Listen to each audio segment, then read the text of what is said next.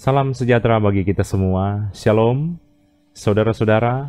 Marilah kita mengikuti gerakan membaca Alkitab di hari yang ke-304. Sebelumnya, marilah kita satu di dalam doa.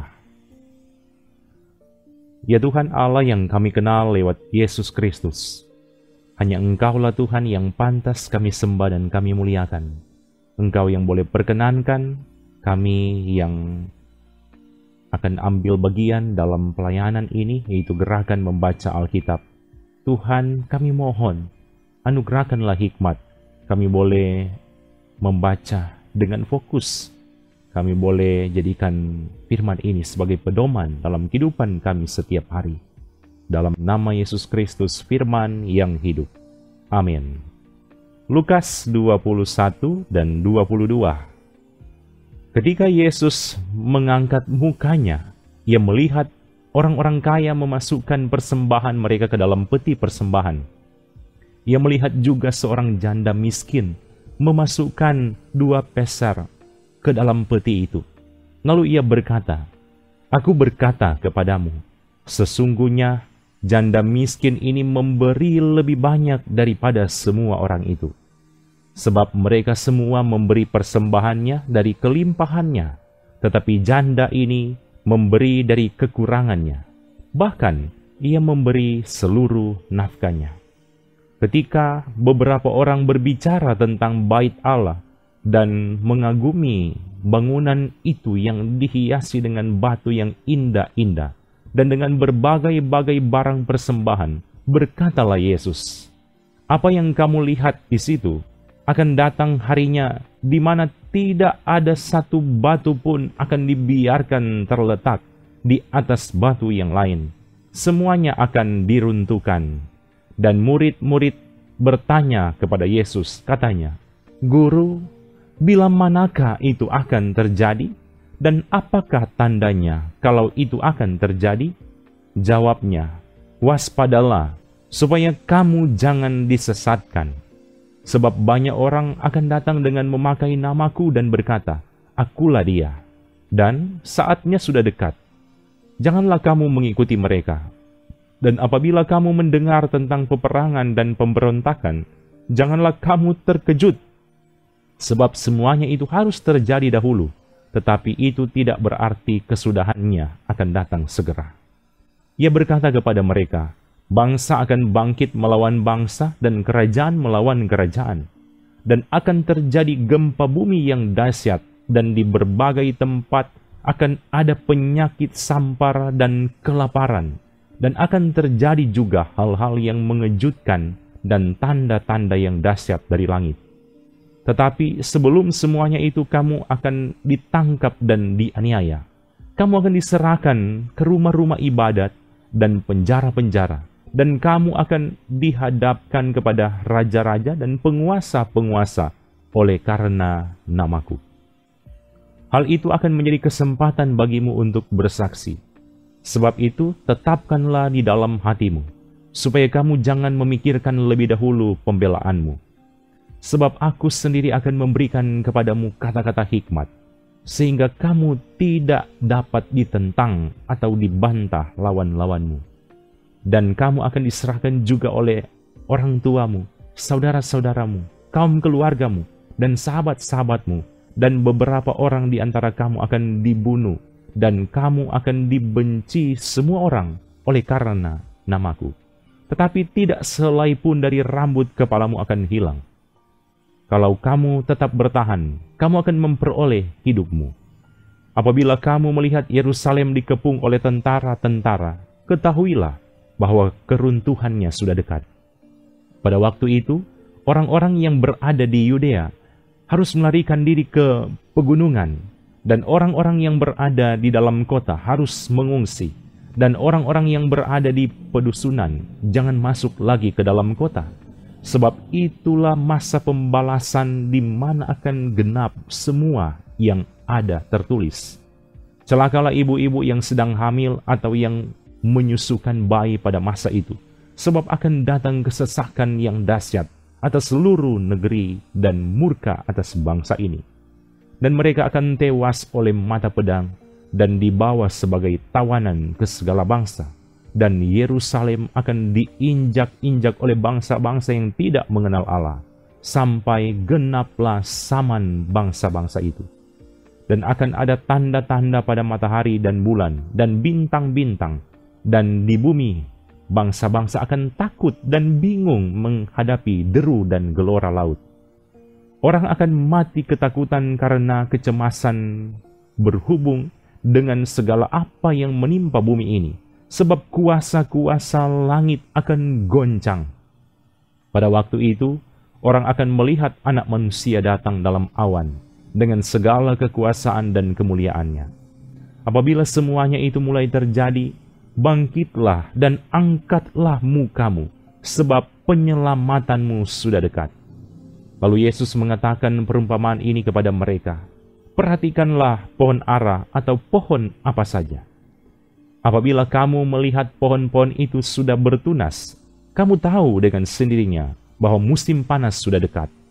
Demikian juga jika kamu melihat hal-hal itu terjadi, ketahuilah bahwa kerajaan Allah sudah dekat. Aku berkata kepadamu, sesungguhnya angkatan ini tidak akan berlalu sebelum semuanya terjadi. Langit dan bumi akan berlalu, tetapi perkataanku tidak akan berlalu. Jagalah dirimu, supaya hatimu jangan syarat oleh pesta pora dan kemabukan, serta kepentingan-kepentingan duniawi, dan supaya hari Tuhan jangan dengan tiba-tiba jatuh ke atas dirimu, seperti suatu jerat. Sebab ia akan menimpa semua penduduk bumi ini.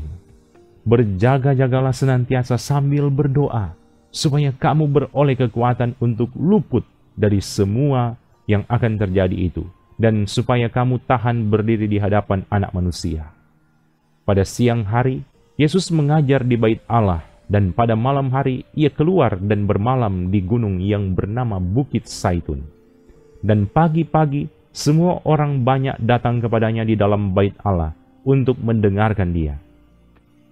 Hari Raya Roti Tidak Beragi yang disebut Paskah sudah dekat. Imam-imam kepala dan ahli-ahli Taurat mencari jalan bagaimana mereka dapat membunuh Yesus, sebab mereka takut kepada orang banyak. Maka masuklah iblis ke dalam Yudas yang bernama Iskariot, seorang dari ke-12 murid itu. Lalu pergilah Yudas kepada imam-imam kepala dan kepala-kepala pengawal bait Allah dan berunding dengan mereka bagaimana ia dapat menyerahkan Yesus kepada mereka. Mereka sangat gembira dan bermupakat untuk memberikan sejumlah uang kepadanya. Ia menyetujuinya, dan mulai dari waktu itu ia mencari kesempatan yang baik untuk menyerahkan Yesus kepada mereka tanpa setahu orang banyak. Maka tibalah hari Raya Roti Tidak Beragi, yaitu hari di mana orang harus menyembeli domba Paskah. Lalu Yesus menyuruh Petrus dan Yohanes, katanya, "Pergilah, persiapkanlah perjamuan Paskah bagi kita, supaya kita makan." Kata mereka kepadanya, "Di manakah engkau kehendaki kami mempersiapkannya?" Jawabnya, "Apabila kamu masuk ke dalam kota, kamu akan bertemu dengan seorang yang membawa kendi berisi air. Ikutilah dia ke dalam rumah yang dimasukinya. Dan katakanlah kepada tuan rumah itu, 'Guru bertanya kepadamu, di manakah ruangan tempat aku bersama-sama dengan murid-muridku akan makan Paskah?' Lalu orang itu akan menunjukkan kepadamu sebuah ruangan atas yang besar yang sudah lengkap. Disitulah kamu harus mempersiapkannya."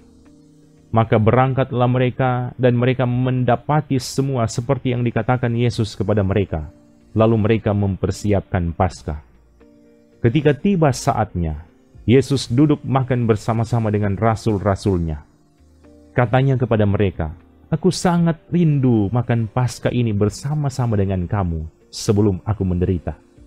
Sebab aku berkata kepadamu, aku tidak akan memakannya lagi sampai ia beroleh kegenapannya dalam kerajaan Allah." Kemudian ia mengambil sebuah cawan, mengucap syukur, lalu berkata, "Ambillah ini dan bagikanlah di antara kamu.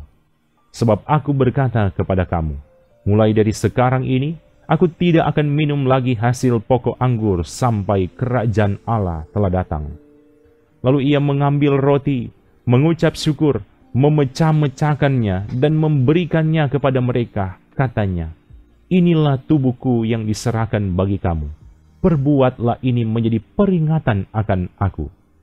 Demikian juga dibuatnya dengan cawan sesudah makan. Ia berkata, "Cawan ini adalah perjanjian baru oleh darahku yang ditumpahkan bagi kamu.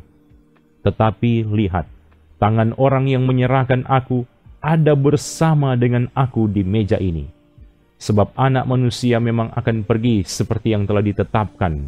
Akan tetapi, celakalah orang yang olehnya ia diserahkan." Lalu mulailah mereka mempersoalkan siapa di antara mereka yang akan berbuat demikian. Terjadilah juga pertengkaran di antara murid-murid Yesus. Siapakah yang dapat dianggap terbesar di antara mereka? Yesus berkata kepada mereka, "Raja-raja bangsa-bangsa memerintah rakyat mereka, dan orang-orang yang menjalankan kuasa atas mereka disebut pelindung-pelindung. Tetapi kamu tidaklah demikian, melainkan yang terbesar di antara kamu hendaklah menjadi sebagai yang paling muda dan pemimpin sebagai pelayan. Sebab siapakah yang lebih besar, yang duduk makan atau yang melayani? Bukankah dia yang duduk makan? Tetapi aku ada di tengah-tengah kamu sebagai pelayan. Kamulah yang tetap tinggal bersama-sama dengan aku dalam segala pencobaan yang aku alami. Dan aku menentukan hak-hak kerajaan bagi kamu, sama seperti Bapakku menentukannya bagiku, bahwa kamu akan makan dan minum semeja dengan aku di dalam kerajaanku, dan kamu akan duduk di atas tahta untuk menghakimi ke-12 suku Israel. Simon, Simon, lihat, iblis telah menuntut untuk menampi kamu seperti gandum. Tetapi aku telah berdoa untuk engkau supaya imanmu jangan gugur. Dan engkau, jikalau engkau sudah insaf, kuatkanlah saudara-saudaramu." Jawab Petrus, "Tuhan, aku bersedia masuk penjara dan mati bersama-sama dengan engkau." Tetapi Yesus berkata, "Aku berkata kepadamu, Petrus, hari ini ayam tidak akan berkokok sebelum engkau 3 kali menyangkal bahwa engkau mengenal aku." Lalu ia berkata kepada mereka, "Ketika aku mengutus kamu dengan tiada membawa pundi-pundi, bekal dan kasut, adakah kamu kekurangan apa-apa?" Jawab mereka, "Suatu pun tidak." Katanya kepada mereka, "Tetapi sekarang ini, siapa yang mempunyai pundi-pundi, hendaklah ia membawanya. Demikian juga yang mempunyai bekal, dan siapa yang tidak mempunyainya, hendaklah ia menjual jubahnya dan membeli pedang. Sebab aku berkata kepada kamu, bahwa nas kitab suci ini harus digenapi padaku.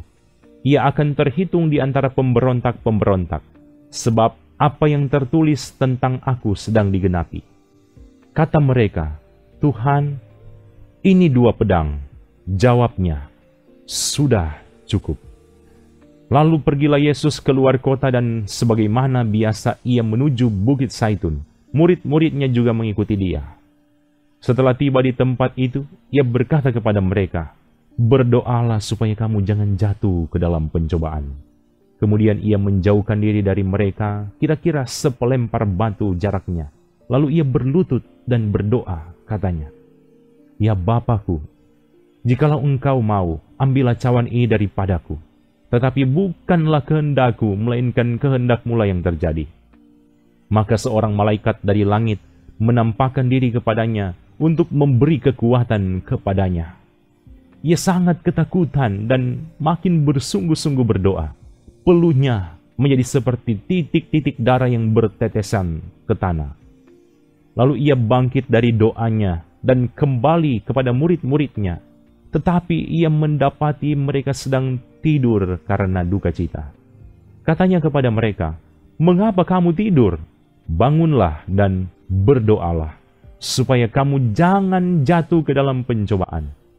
Waktu Yesus masih berbicara, datanglah serombongan orang.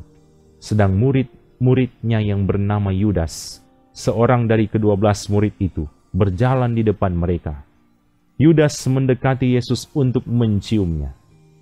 Maka kata Yesus kepadanya, "Hai Yudas, engkau menyerahkan Anak Manusia dengan ciuman?" Ketika mereka yang bersama-sama dengan Yesus melihat apa yang akan terjadi, berkatalah mereka, "Tuhan, mestikah kami menyerang mereka dengan pedang?" Dan seorang dari mereka menyerang hamba imam besar sehingga putus telinga kanannya. Tetapi Yesus berkata, "Sudahlah itu." Lalu ia menjamah telinga orang itu dan menyembuhkannya.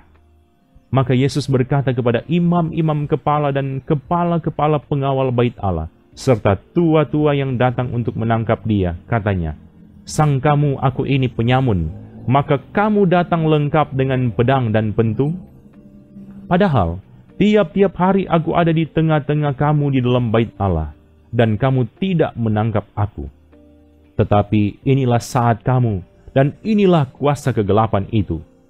Lalu Yesus ditangkap dan dibawa dari tempat itu. Ia digiring ke rumah imam besar, dan Petrus mengikut dari jauh.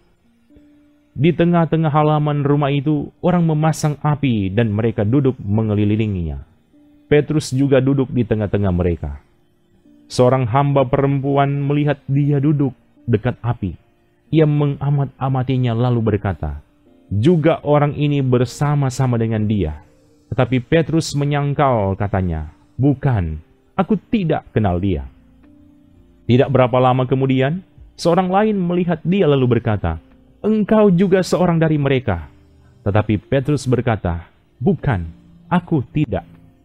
Dan kira-kira sejam kemudian, seorang lain berkata dengan tegas, "Sungguh, orang ini juga bersama-sama dengan dia, sebab ia juga orang Galilea." Tetapi Petrus berkata, "Bukan, aku tidak tahu apa yang engkau katakan." Seketika itu juga, sementara ia berkata, berkokoklah ayam. Lalu berpalinglah Tuhan memandang Petrus. Maka teringatlah Petrus bahwa Tuhan telah berkata kepadanya, "Sebelum ayam berkokok pada hari ini, engkau telah 3 kali menyangkal aku." Lalu ia pergi keluar dan menangis dengan sedihnya. Dan orang-orang yang menahan Yesus mengolok-olokkan dia dan memukulinya. Mereka menutupi mukanya dan bertanya, "Cobalah katakan, siapakah yang memukul engkau?" Dan setelah hari siang, berkumpullah sidang para tua-tua bangsa Yahudi dan imam-imam kepala dan ahli-ahli Taurat. Lalu mereka menghadapkan dia ke mahkamah agama mereka.